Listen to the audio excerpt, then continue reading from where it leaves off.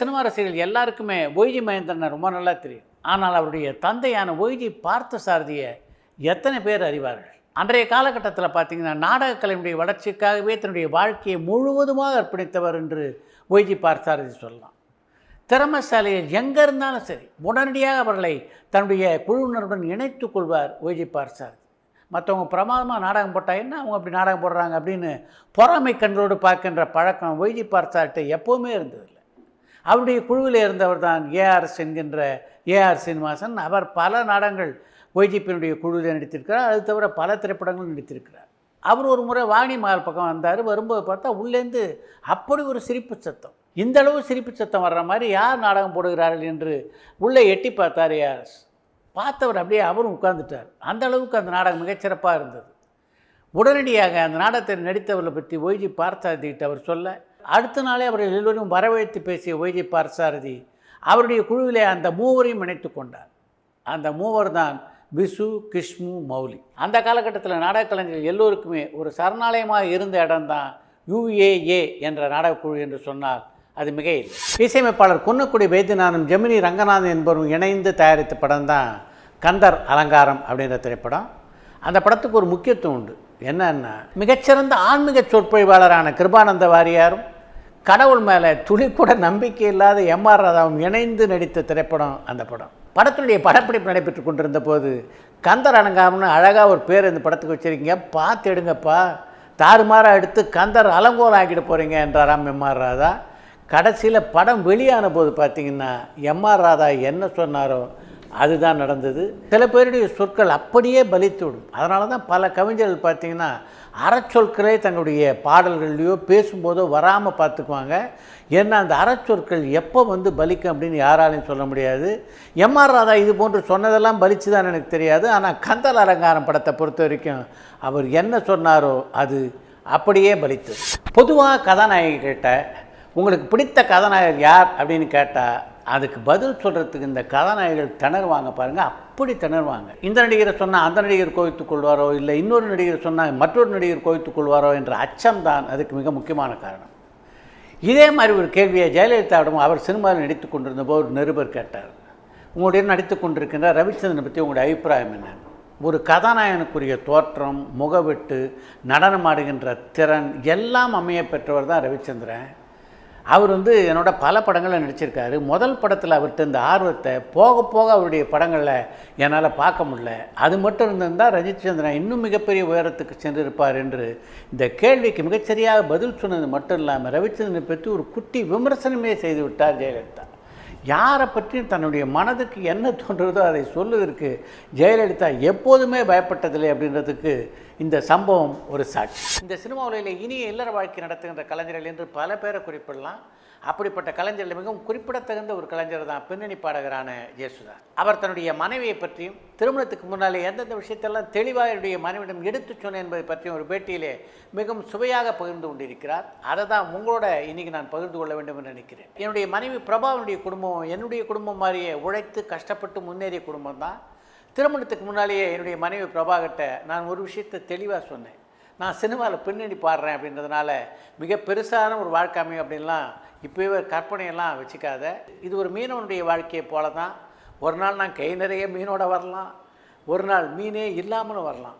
அதனால் எல்லாவற்றுக்கும் தயாராகிரு அப்படின்னு என்னுடைய மனைவியிட்ட நான் சொன்னேன்.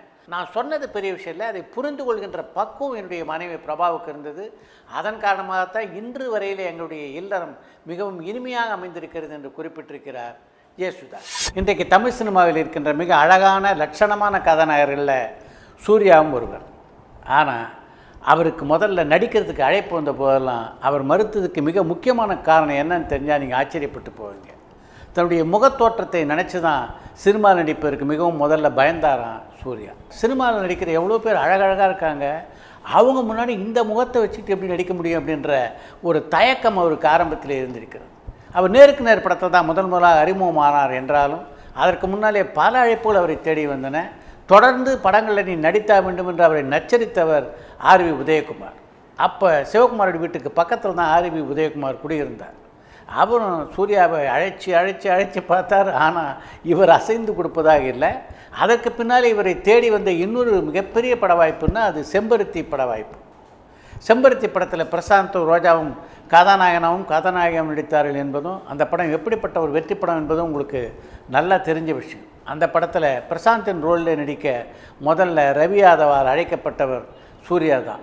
அப்போ அவன் முதல்ல படிக்கட்டும் என்று சிவகுமார் தடுத்ததன் காரணமாக அந்த படத்தில் சூர்யாவால் நடிக்க முடியாமல் போச்சு. இது எல்லாத்துக்கும் மேலே வசந்தனுடைய இயக்கத்தில் தான் அவர் அறிமுகமாகணும் அப்படின்னு எழுதியிருக்கும்போது அதை யாரால் மாற்ற முடியும்? ஜூபிட்டர் பிக்சர்ஸ் என்ற பட நிறுவனத்திலே ஆஃபீஸ் பாயாக வேலை பார்த்து கொண்டிருந்தவர் தான் எம்.எஸ். விஸ்வநாதன் என்பது நீங்கள் எல்லோரும் அறிந்த ஒரு செய்தி. எம்.எஸ். விஸ்வநாதன் ராமூர்த்தி மிகப்பெரிய இசையமைப்பாளர்களாக புகழ்பெற்றதுக்கு பின்னாலே இந்த ஜூபிட்டர் பிக்சர்ஸ் அதிபரான சோமசுந்தரம் அவர்கள் இருவரையும் தன்னுடைய அலுவலகத்துக்கு அழைத்திருந்தார். இவங்க 2 பேரும் தன்னுடைய முதலாளியை பார்க்க போகிற சந்தோஷத்தில் அங்கே போனாங்க. அங்கே போன போது வாங்க பிரபலமான இசையமைப்பாளர்களே உட்காருங்க என்றார் சோமசுந்தரம். முதலாளி முன்னாடி எப்படி உட்காருது? அதனால் கை கட்டி ரொம்ப நேரம் நின்று கொண்டே இருந்தார் எம்.எஸ். விஸ்வநாதன். அவர்கள் அப்படி நின்று கொண்டிருப்பதை பார்த்த தயாரிப்பாளர் சோமசுந்தரம் ஒரு வார்த்தை சொன்னார். அதுக்கப்புறம் தான் உட்கார்ந்தார் எம்.எஸ். விஸ்வநாதன். அவர் சொன்ன வார்த்தை என்ன தெரியுமா? உட்கார்றா மடையா என்பது தான். நாங்கள் இப்போ தங்கப்பதம் அப்படின்ற பேரில் ஒரு படம் எடுக்கிறோம், அந்த படத்துக்கு நீ தான் இசையமைக்கணும் என்று எம்.எஸ். விஸ்வநாதன் ராமூர்த்திகிட்ட ஜூபிட்டர் சோமசுந்தரம் சொன்னோடனே மிகுந்த மகிழ்ச்சியோடு அந்த வாய்ப்பை ஏற்றுக்கொண்டார் எம்.எஸ். விஸ்வநாதன். தான் எந்த ஒரு நிறுவனத்தில் ஹார்மோனிய பெட்டியை தொடச்சிட்டு இருந்தோமோ அந்த நிறுவனத்திலிருந்து இசையமைப்பதற்கு ஒரு வாய்ப்பு அப்படின்னோடனே மிகுந்த உற்சாகத்தோடு தங்கப்பதுமை படத்துக்கு இசையமைத்தார் எம்.எஸ். விஸ்வநாதன். அதன் காரணமாகத்தான் அந்த படத்தினுடைய பாடல்கள் எல்லாமே மிகப்பெரிய வெற்றி பாடல்களாக அமைந்து அந்த படத்தினுடைய வெற்றிக்கு மிகப்பெரிய அளவிலே உதவியது. ஜெய்சங்கர் மிகப்பெரிய நடிகர் இல்லை, நடிப்பு துறையில் மிகப்பெரிய சாதனைகளை செய்த நடிகர்களாக இல்லை. அதே மாதிரி எல்லா படங்களையும் வெற்றி படங்களாக கொடுத்த நடிகர்களாக என்றால் இல்லை. அவருடைய வாழ்க்கையில் வெற்றி தோல்வி இரண்டும் கலந்திருந்தது. ஆனாலும் இன்னி வரைக்கும் ஜெய்சங்கர் மாதிரி ஒரு நடிகரே இல்லை என்று சொல்கின்ற அளவுக்கு அவருடைய ரசிகர் மத்தியிலும் திரையுலக கலைஞர்கள் மத்தியிலும் ஜெய்சங்கருடைய பெயர் நிலைத்து நிற்கிறது என்றால் அதுக்கு மிக முக்கியமான காரணம் ஜெய்சங்கருடைய பழகும் தன்மை. பல அரிய பண்புகளுக்கு சொந்தக்காரராக இருந்தவர் தான் என்னுடைய இனிய நண்பரான ஜெய்சங்கர். இந்த சினிமா உலகத்தில் நான் அடியெடுத்து வைத்த 2வது ஆண்டிலே எனக்கு அறிமுகமானார். அடுத்த ஆண்டிலே எனக்கு மிகவும் நெருக்கமான நண்பரானார். இப்படி அமையிறதெல்லாம் ரொம்ப கஷ்டம். அப்போ பார்த்திங்கன்னா எல்லா பத்திரிகையாளரோடும் அப்படி அன்போடு பழகக்கூடியவராக இருந்தவர் தான் ஜெய்சங்கர். அவருடைய ஷூட்டிங் போனீங்கன்னா மதிய சாப்பாடு குறைஞ்சது 10 பத்திரிகையாளராவது அவருடன் சாப்பிடுவாங்க. அந்த அளவுக்கு எல்லாரோடும் பாசத்தோடு இருப்பார். யாராவது பத்திரிக்கையாளர் லஞ்ச் டைம் வந்துட்டு சாப்பிடாமல் போனால் அவ்வளோ லேஸில் விட மாட்டார். நீ சாப்பிட்டுட்டு தான் போய் ஆகணும் அப்படின்னு அடம் பிடிப்பார். அந்த அளவுக்கு மிகச்சிறந்த கலைஞர். இன்னும் முக்கியமான விஷயம் என்னென்னா, திரையுலகத்தில் அவரால் நன்மை அடைந்தவர்னு பார்த்தீங்கன்னா பல பேரை தயாரிப்பாளராக்கியோம். மேக்கப் மேன், ப்ரொடக்ஷன் மேனேஜர், இப்படி எல்லாரையும் கூப்பிட்டு காட்சி கொடுத்து நீ ஒரு படனியா நான் நடிக்கிறேன்ட்டு. இதில் பல பேருடைய சம்பளத்தை கூட செட்டில் பண்ணதில்லை. அதை பற்றியெல்லாம் கவலைப்பட்டதே கிடையாது. இன்றைக்கி பல நடிகர்களுக்கு சம்பளம் கொடுக்காமல் ரிலீஸில் பல படங்கள் திண்டாடுறத நானே பார்த்துருக்கேன். ஆனால் ஜெய்சங்கருடைய ஒரு திரைப்படம் கூட அவருடைய சம்பள பாக்கிய அந்த தயாரிப்பாளர் கொடுக்கல அப்படின்றதுக்காக நின்றதே இல்லை. இன்னும் சரியாக சொல்வதென்றால் அந்த படத்தினுடைய வெளியீட்டு என்பது இவர் கையிலேருந்து 10,000 5,000 பணம் கொடுத்தெல்லாம் கூட அந்த படத்தை வெளியிட்டிருக்காரு. அதெல்லாம் நான் பார்த்துருக்கேன். அப்படிப்பட்ட ஒரு அரிய கலைஞரான ஜெய்சங்கரை மிக சீக்கிரமே இழந்து விட்டது இந்த சினிமா உலகத்துக்கு மிகப்பெரிய சோகம் அப்படின்னு தான் சொல்வேன்.